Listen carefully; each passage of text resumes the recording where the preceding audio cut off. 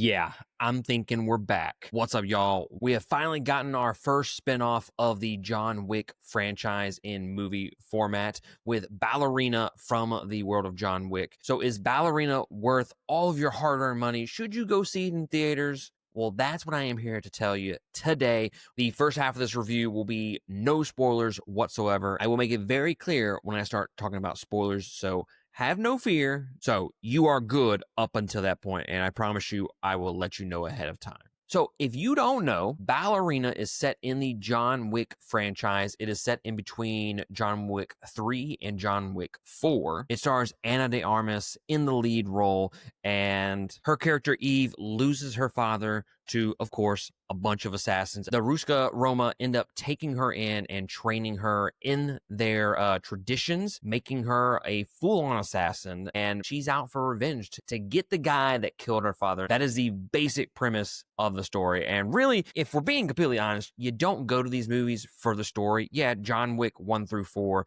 they do have some decent storylines to go along with it, but it's really the world and the lore building that you really go to these movies outside of the action. The actual basic storylines are like, they're okay, but they're not anything to write home about. And Ballerina is no different than any of those other movies. So the big question is, how is she in the lead role where we don't really get a whole lot of John Wick? And I gotta tell you, I really, really loved this movie.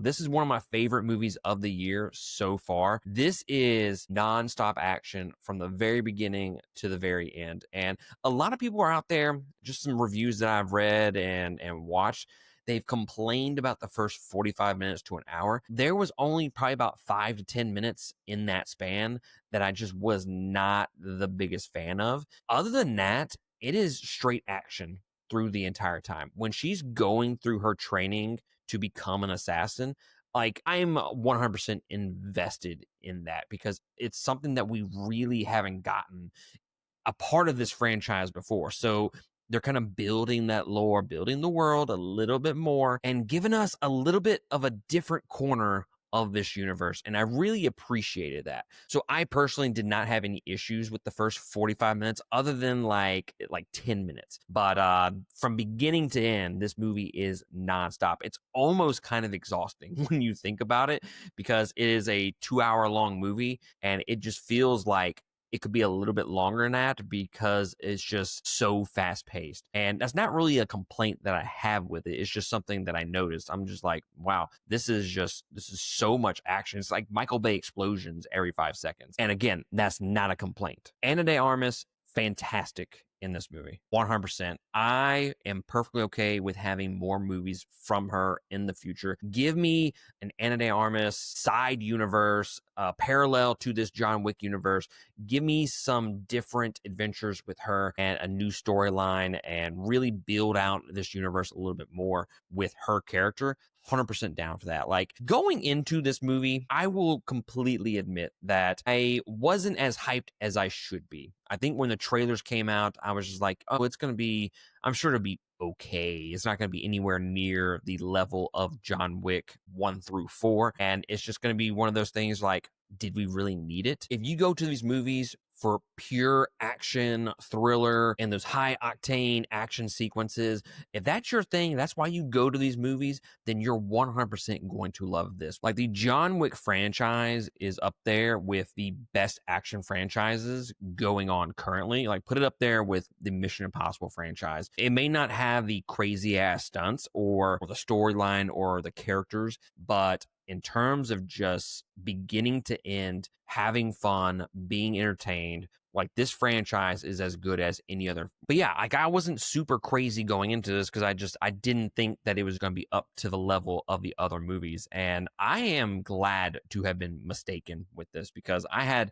a hell of a good time with this. And moment to moment, it just had me on the edge of my seat. There are 2 action sequences in this movie that really stood out to me more so than anything else. And I won't really go into detail what they are, but one is involving grenades and the other is involving a flamethrower. So you have probably seen the flamethrower in the trailers. And I will say this, I wasn't a huge fan of that scene in the trailers because it looked like one of those things that, okay, they just think that this is way cooler than it actually is. But when you actually watch the movie with that whole sequence, it is fucking phenomenal. Put it up there with some of the best action sequences in any of these John Wick movies. Like, it was really fucking cool. And now going back to Ana de Armas, I think she kills it in the role. She has a lot of charisma, and I believe that she has really carved out her little corner of this universe. And again,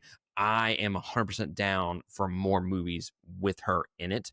And I think she's able to give us a very compelling, very interesting character from beginning to end. Now, again, she's not developed a whole lot, but she is still a very likable character, and just really great performance from her in this movie. And I mean, I didn't really have any doubts that she would be good in it. It was really, would the story be good enough? Would the action sequences be good enough? Because it seemed like this was going to be like the B team, you know, we're just trying to make a buck, and we're not going to put 100% effort into this. We're just trying to push out a movie to make money.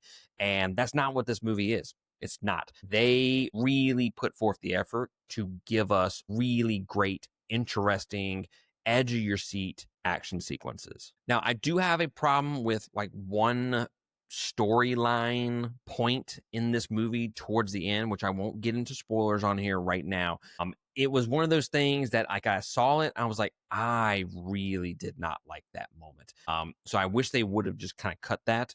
But I'll kind of dive into that in just a few minutes. The big question, John Wick. He is in the movie. You've seen the trailers, so he's there, right? Is he in it a lot? Is he in it just enough that they can just put his name on the fucking poster? Like, how good is John Wick in this movie, and how much do we actually get of him? A lot more than I thought we would, to be completely honest with you. And it's to the point where I don't think this movie needed him at all. And in fact, I would have been okay if they would have just had a little cameo and then nothing else the rest of the movie, or just cut him out altogether. I think this Ana de Armas versus Keanu Reeves in Ballerina, they kind of hyped up a little bit. You might just need to lower your expectations with that just a little bit, but I don't think he really needed to be in this movie whatsoever, and I wish they would have kind of just cut him. But I understand why he was in the movie to begin with, because they have From the World John Wick. They need to put Keanu Reeves in this. That's going to sell more tickets. And I mean, I get it. From a market standpoint, you got to have him in the movie. But from a story perspective and what actually served this movie and served the story and the characters, he didn't need to be there. It felt like an intermission. Like, we diverted attention from the storyline that was going on to just have John Wick in there. And if he wasn't in there, that movie would have just, to me, been a little bit smoother with its storytelling. It just felt like it was thrown in there just to have him there. And that was a little disappointing. But, so yeah, ultimately need to go see this movie. I want more movies from this character, so you need to go see it in theaters so we can make these people make more of these movies. And I don't need a John Wick 5, 6, 7 and just keep telling that same story over and over again. No, I want a new character in this universe. Keep doing that. This world is just rich with the lore and the world building that you can tell numerous stories from this universe. And I think it is just ripe for the taking at this point. So just non-spoilers, go see this movie if you are a fan of the John Wick universe in general. But yeah, if you're just a huge fan of this franchise, of John Wick, I definitely need to go see this movie, because this is on par with the other 4 movies. This is not like the redheaded stepchild of the franchise. This isn't one that's like, well, those are all 4s and 5s and this one's like a 2.5. That's not the case. I'm easily giving this like 3.5 to 4 stars. I think it is a great movie. It's a great action movie. And for a blockbuster summer movie, like, this definitely scratched that itch of just wanting to be entertained more than anything. So that will end the non-spoiler review of this movie. Anything past this point will be full-on spoilers. So if you have not seen a Ballerina, this is your chance to pause this review and then come back once you have seen the movie, because I do need to mention some specific things about it that, one, I really fucking loved, and then two, I wish they hadn't done, period. All right, so if you're still with me, then I'm going to assume that you have seen the movie or you just don't give a fuck, okay? So, Ballerina action sequences is what we're going to start off with first. Action sequences are absolutely incredible. The grenade sequence. So I think that was really great. You know, a lot of the action with John Wick involves just like gunfights and stuff like that, and then like hand-to-hand combat. I think they did a good job of giving us like a different flavor of combat from Eve's character from Ana de Armas in this movie. I think they went about it a different way to really separate from John Wick. Now, one thing that's going to come up, and that is, are they going to water this universe down with the addition of a female lead? I really love how they mention in this movie that she is not strong. She is always going to be bullied. There's always going to be someone that is stronger than her. You know, she's always going to fight men that are taller, that are stronger, and that she has to do whatever it takes to win. She has to cheat. She has to kick dudes in the dicks. She has to claw, scratch, gouge out their eyes, do whatever it takes to win. And I think they did a good job of really highlighting that in her training. And it really does separate her from John Wick and some of the other assassins, because she don't give a fuck. She is going to claw her way to victory. And it is very clear in this movie that she is not as good as John Wick. She gets her ass beat a lot. She gets thrown on tables, into walls. She is thrown everywhere so many times in this movie, but it's blatantly obvious that she is nowhere near the type of, or as strong of an assassin as John Wick. And I do appreciate that they kind of highlighted that we're not going into this movie and that this character, oh, well, now this one is more OP than John Wick. And like that would have been easy to sell, but like from a story and character point of view, it doesn't make a lot of sense, because we've had 4 movies now where they have built John Wick as the quote unquote boogeyman of that universe. So if you bring in this other character, it just kind of undermines all 4 of those movies. So I really appreciate that they didn't make her like this super OP character.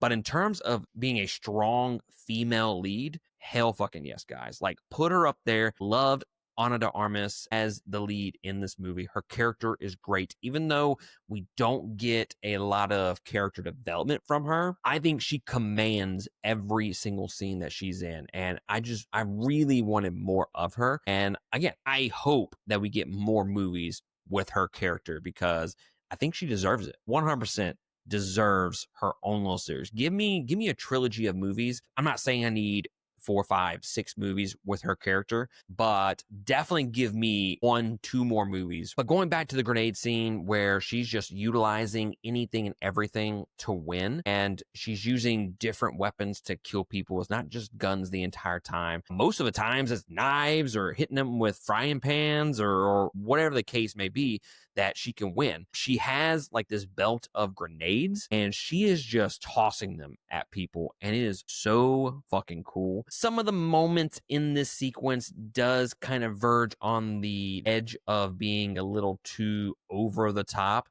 but you know what? I didn't give a fuck whatsoever, because it looked cool and I cared enough about her character that it didn't really take me out of the movie whatsoever. It's just kind of crazy thinking back on it. I'm trying to piece all of the action set pieces like in my head, and it's just like, oh, I forgot about that one. I forgot about that one. And it's just like, there's so many of them. It's kind of hard to talk about them all on one video. So I'm just really going to talk about the highlights of the action. And the other one that really stood out to me was the flamethrower sequence. It just really seemed kind of lame when I was watching it in the trailer. It just seemed like they were all about, man, this is going to look so cool, but it wasn't cool at all kind of thing. And I am pleasantly surprised by how wrong I was, because it involves a flamethrower for not just that one little part in the open courtyard area. No, this involves 2 flamethrowers, and they're shooting it like guns, and I didn't know that is something that I needed in my life until I saw it. And the choreography is so fucking cool. And again, they're shooting the flamethrower like guns, and it is so badass. And they're catching on fire. They're hitting each other with their legs on fire. It's kind of borderlining on that edge of being too over the top and taking you out of it, but it never does. Or at least me personally, it never does. I was always glued to it, and I was just completely invested in everything. And another cool thing with this movie are the visuals. I think this movie has a lot of style in it. I think the vibrant colors of like all John Wick movies have that vibrant kind of like purple-ish look to it, but this one kind of cranks it up to a level 10. And I really love like the color palette of the movie for sure. The visuals, the cinematography, really, really great. I think they do a great job with some of the like how they're actually like blocking and framing all of these scenes. I think they look pretty fucking cool. When she's walking into that, I'm gonna call it the Iceberg Lounge towards the beginning of the movie, and she's walking there, and it's in the trailers, and she has like that fur coat thing on, and it's just like, that's such a badass visual. She's just walking in there, fucking strutting it, and she is about to lay her dick on all of these people's shoulders, and I'm 100% there for it. And that, to me, really cool visual. And then the visual of the flamethrower sequence, which I'll kind of dive into a little bit more. They do like this overhead shot of the flamethrowers. Eve's flamethrower kind of runs out of juice, so she doesn't really have anything to fight the other flamethrower with, right? So she grabs a fire hose, and it is basically fire versus water in this courtyard, and it's an overhead shot, and it's so fucking cool. It reminded me instantly of like Cell versus Gohan Super Saiyan 2 in the Cell saga, when it's like the father-son Kamehameha versus that's exactly what it looked like. And I gotta say, it might be the coolest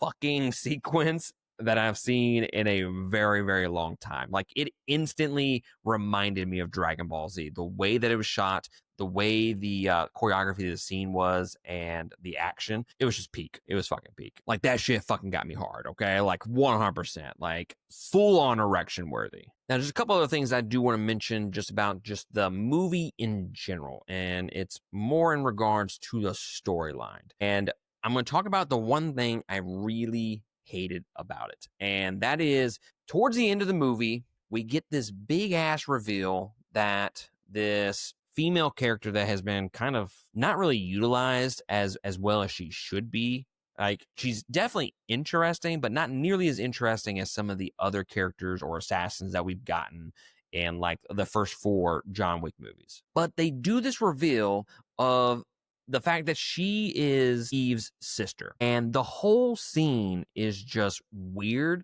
It's like old dude who is the villain of the movie, the main antagonist. He walks in and he's like, yeah, that's your sister in there. And she's like, oh my God. And it felt like such a soap opera move. It felt like something that got revealed on like the CW or some shit like that, right? It did not feel organic. It felt thrown in. It didn't feel earned whatsoever, because we did not get a ton of time with that girl's character. So I just didn't give a shit. And then not only was the scene just weird and just not shot well, poor dialogue, the whole 9 yards, but they end up having a conversation with each other, the sisters, apparently. And it's weird because she's just standing there with her hands crossed, and she's just giving this exposition of the fact that she thought she was dead, and, you know, why did dad choose you over me? And Eve is just there pointing a gun at her. And then the tribe, or whoever, the cult, the main villains of the movie, they throw grenades into this little room that they're in, and it explodes. And that's the end of the scene. Like, that's the end of that storyline with them being sisters, obviously because she died. But like, it doesn't go any further than that. This all happens within less than 10 minutes, like maybe 5 minutes, if that. And most of that is the exposition. But it happens and then never touches it ever again. It didn't get teased on early in the movie, didn't get explained later on in the movie. It's just this one little throwaway plot line that I wish they would not have fucking done, because it is a huge distraction. Like, blatantly obvious that they had maybe some idea that they were going to make them sisters, but I don't know, some shit got left on the cutting room floors or something along those lines, and they just cut out most of that plot. I don't know. but it is a huge sore eye in this movie for me. I saw it and I was like, I really hate that. Like, not only did I not want them to be sisters, but you didn't go anywhere with it. So if they had maybe developed that relationship early on, maybe have them have, I don't know, a couple more interactions earlier on in the movie, then by all means, make that twist reveal, make them work together, and then she dies. And then that would have been so much better than what we got. What we got was dog shit, 100%. It is the worst part of the entire movie for me. That 10 minutes that this whole shit goes on, I wish could be just clipped from my mind, period, because it is just, it's poorly acted. It is poor dialogue, and it just does not serve any purpose to the overall story. And the last thing that I want to mention about the movie, in all the other movies, we've gotten, the storyline is not all that great, but they are able to give us like really great, compelling characters in between. And that's what makes that world so rich and so interesting. And you just want to just keep living in it, right? This movie struggles to give us interesting characters other than Eve and other than Winston, who makes an appearance, and then Lance Reddick's character shows up in his final role, and then obviously John Wick. But outside of those normal characters that we've gotten in the past, they do not create any brand new, fresh characters in this movie.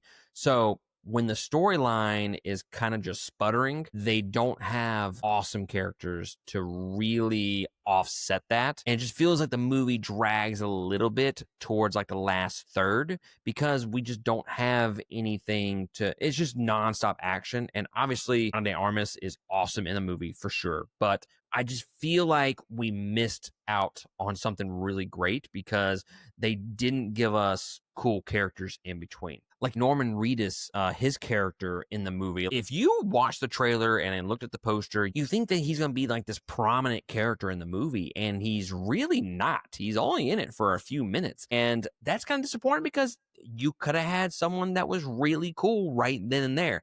Now, the stuff that we got with him, much to be desired. I wouldn't say that it was bad by any means, but he definitely is not up there with some of my favorite characters in this universe. But I mean, who knows? They could have done a little bit more with him and have some more interactions between him and Eve in the movie. And that really could have elevated his character. I don't know. But just in terms of giving us something to chew on other than the story and the action, they didn't do a great job of that. But yeah, guys, I really love this movie. It's one of my favorites of the year for sure. I definitely foresee this being in the top 10 when it's all said and done, but who knows? It's early on in the year. We're only 6 months into it, so lots of things can change. But I highly recommend, again, if you're staying through this to the end and you have not seen the movie, go see it, okay? We need more movies in this universe. And as of right now, I don't think it's doing all that great at the box office. It's not one of these movies that's going to win any awards for like the story or the direction or anything like that.